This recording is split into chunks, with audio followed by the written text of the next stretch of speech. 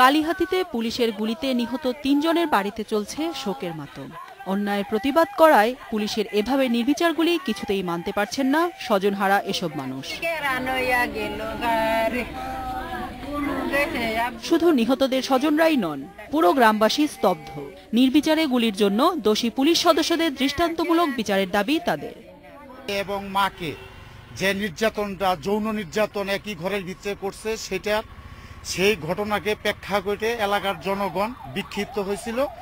কিন্তু ঘটনা হয়েছে যে ওই নিরীহ পথচারী সে মারা গেছে, তার সুষ্ঠু একটা তদন্ত করে বিচার হোক এবং এটা করাইলো, এই মানে মিছিলটা কে করাইলো তার সুষ্ঠু একটা তদন্ত আসুক।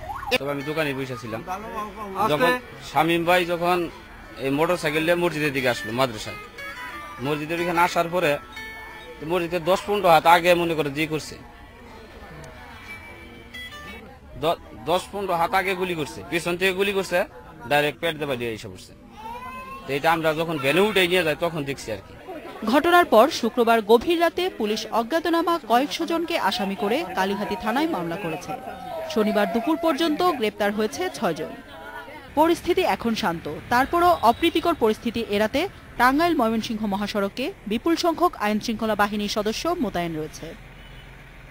পুলিশের অতিরিক্ত মহাপরিদর্শক মোখলেসুর রহমান জানিয়েছেন, কোনো পুলিশ সদস্যের দায়িত্বে গাফিলতি ছিল কিনা তা খতিয়ে দেখতে 3 সদস্যের কমিটি গঠন করা হয়েছে। 7 দিনের মধ্যে কমিটিকে তদন্ত প্রতিবেদন জমা দিতে বলা হয়েছে।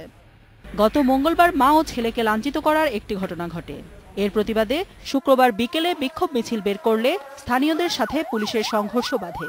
এ সময় পুলিশের গুলিতে 3 জন নিহত হয়। পুলিশসহ আহত হয় কমপক্ষে 20 জন। জান্নাতুল ফেরদাউস তানভি, ইন্ডিপেন্ডেন্ট নিউজ।